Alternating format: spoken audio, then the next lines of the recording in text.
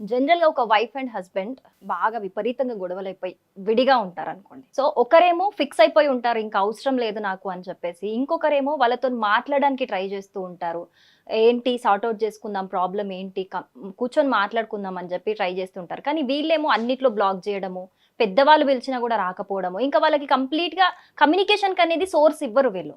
మరి ఇలాంటి సిట్యుయేషన్ ఒక వైఫ్ అండ్ హస్బెండ్ మధ్య ఉన్నప్పుడు చట్టపరంగా ఏదైనా ప్రొవిజన్ ఉందా సార్ దీనికి? ఇప్పుడు జనరల్‌గా ఏందంటే భార్యాభర్తలు గొడవలు పడ్డ తర్వాత, దాంట్లో ఇంతకుముందు మీరన్నట్టు ఎవరో ఒకళ్ళు ఫిక్స్ అయిపోతారు. ఇక డైవోర్స్ తీసుకుందామని ఫిక్స్ అయిపోయి ఎదుటి వ్యక్తిని అవాయిడ్ చేయడం స్టార్ట్ చేస్తుంటారు. హ్మ్. అంటే వాళ్ళతోని కమ్యూనికేషన్ లేకుండా ఉండటము, వాళ్ళు కాంటాక్ట్ చేసినా రెస్పాండ్ కాకపోవడము, ఓకే. ఎదుటి వాళ్ళు ఏదన్నా అడిగినా ఆన్సర్ ఇవ్వకపోవడం ఇట్లాంటివి చేస్తుంటారు. విడిపోయి విడిపోయి ఉంటారు ఆల్రెడీ. హ్మ్.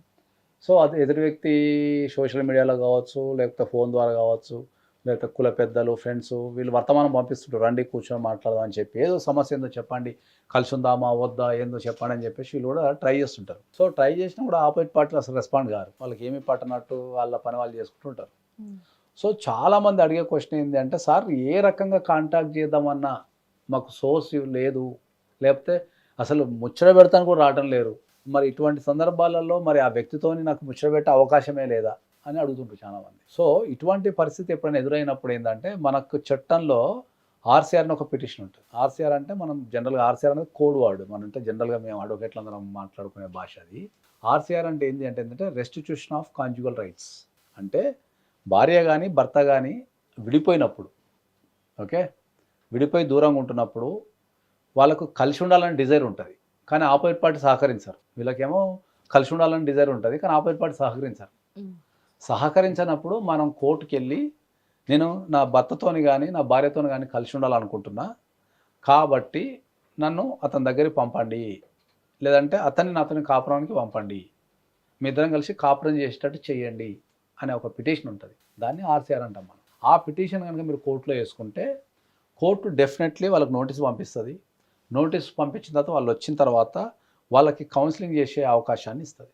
కోర్టు కౌన్సెలింగ్ చేయటం గానీ, లేకపోతే కౌన్సెలింగ్ సెంటర్‌కి పంపటం గానీ, పంపించి వాళ్ళిద్దరిని కూర్చోబెట్టి మాట్లాడే అవకాశం ఉంటది. అక్కడ మీరు మాట్లాడొచ్చు. డెఫినెట్‌గా వస్తారు కాబట్టి అక్కడ మీరు కంపల్సరీ మీ ప్రాబ్లమ్ ఏముంది, మీరు కలిసి ఉండాలనే మీ డిజైర్‌ని గానీ, లేకపోతే ప్రాబ్లమ్ ఎక్కడుందో రెక్టిఫై చేసుకోవడం గానీ మీకు అక్కడ ఒక అవకాశం ఉంటది. అదొక అవకాశం. కొన్ని సందర్భాలలో ఏందంటే మనకు డొమెస్టిక్ వయలెన్స్ అనే యాక్ట్ ఒకటుంది. ఆ డొమెస్టిక్ వయలెన్స్ యాక్ట్‌లో కూడా ఏంది అంటే మనకు సెక్షన్ 14 చెప్తది. డొమెస్టిక్ వయలెన్స్ యాక్ట్‌లో మనం జడ్జి దగ్గరికెళ్ళి సెక్షన్ 14 కింద గనక మనం పిటిషన్ యేసుకుంటే, మా ఇద్దరికి కౌన్సెలింగ్ చేయండి అని చెప్పేసి గనక పిటిషన్ యేసుకుంటే, ఆ పిటిషన్ కింద ఆపోజిట్ పార్టీని కోర్టు పిలుస్తది.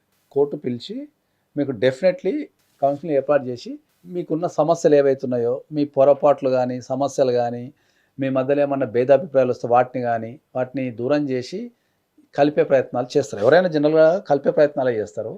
కాదు, కుదరదు, వాళ్ళిద్దరు పడదనున్నప్పుడు డైవోర్స్ తీసుకోవడానికి ఏమన్నా వాళ్ళు ఒప్పుకుంటే, డైవోర్స్‌కి ఒప్పుకుంటే వాళ్ళు ఏర్పాటు చేస్తారు. తర్వాత మనకు లీగల్ సర్వీస్ అథారిటీస్ ఉంటాయి. మీరు అక్కడికెళ్ళి కూడా మీరు కేస్‌లా కాకుండా మాకు కౌన్సెలింగ్ చేసి మా ఇద్దరి మధ్యలో ఉన్న సమస్యల్ని పరిష్కరించండి.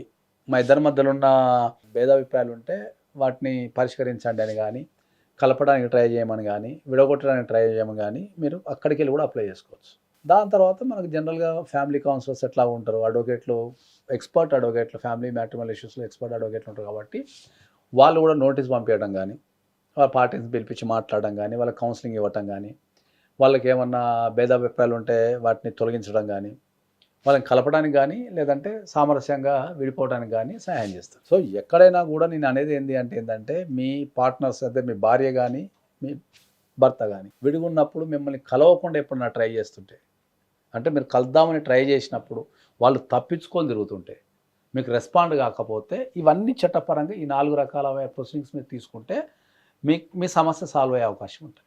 అంటే ఒకవేళ వాళ్ళు ఇప్పుడొక నోటీస్ పంపిస్తారు. వీళ్ళు కోర్ట్‌ని అప్రోచ్ అయినప్పుడు. అయినా కూడా వాళ్ళు రెస్పాండ్ అవ్వకపోతే ఎలాంటి యాక్షన్స్ అయినా ఉంటాయా దానికి? ఇప్పుడు మనకు ఆర్‌సీఆర్‌లో గనక నోటీస్ పంపించిన తర్వాత రాకపోతే, హ్మ్. కేసేసుకున్న వ్యక్తి ఫేవర్‌లో ఆర్డర్ వచ్చే అవకాశం ఉంటుంది. ఓకే. ఆర్‌సీఆర్‌లో కేసేసుకుంటే, కోర్టు నోటీస్ పంపించిన తర్వాత వాళ్ళు రాలేదనుకో, వీళ్ళు కంపల్సరీ వీళ్ళ ఫేవర్‌లో ఆర్డర్ వచ్చే అవకాశం ఉంటది.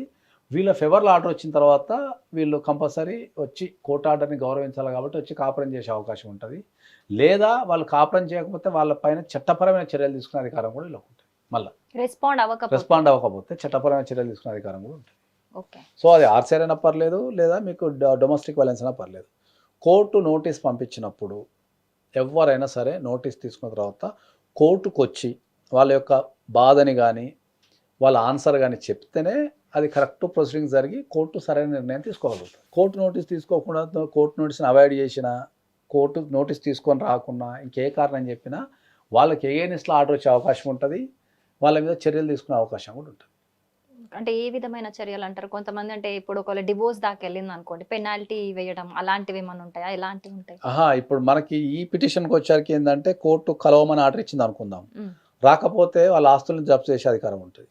మ్మ్. వాళ్ళకున్న శాలరీలో ఆస్తులో కోర్టుకి కోర్టు జప్తు చేసుకునే అధికారం ఉంటుంది. ఓకే. ఉంటుంది డెఫినెట్లీ. కోర్టు ఆర్డర్ని పాటించకపోతే మ్మ్. మీకు ఆర్సీఆర్ పిటిషన్లో మనకు ఆర్సీఆర్ పిటిషన్ వచ్చిన తర్వాత కోర్టు ఆర్డర్ని పాటించకపోతే దాన్ని జప్తు చేసే అధికారం ఉంటుంది. కాబట్టి లీగల్ యాక్షన్స్ అయినా తీసుకోవచ్చు. కాబట్టి నేను ఏం చెప్తా అంటే ఏంటంటే మీరు కలవటానికి ప్రయత్నించినప్పుడు ఓకే అక్కడ ఇట్లాంటివి ఆపోజిట్ పార్టీ మీకు రెస్పాండ్ కావటం లేదంటే చట్టపరంగా మీరు చర్యలు తీసుకోండి, మీకు డెఫినెట్లీ మీకు న్యాయం జరిగే అవకాశం ఉంటుంది. ఓకే. ఇది ఓన్లీ హస్బెండ్ కి రిలేటెడ్, ఫ్యామిలీ మొత్తానికి వర్తిస్తుంది సార్? కౌన్సిలింగ్ అనేది ఎప్పుడైనా కూడా భార్యాభర్తల మధ్యలోనే జరగాలి ఎక్కువ, ఎందుకంటే థర్డ్ పార్టీస్ ఇంటర్ఫియర్ అయితే మీకు ఇంకా సమస్య ఎక్కువ అవుతుంది.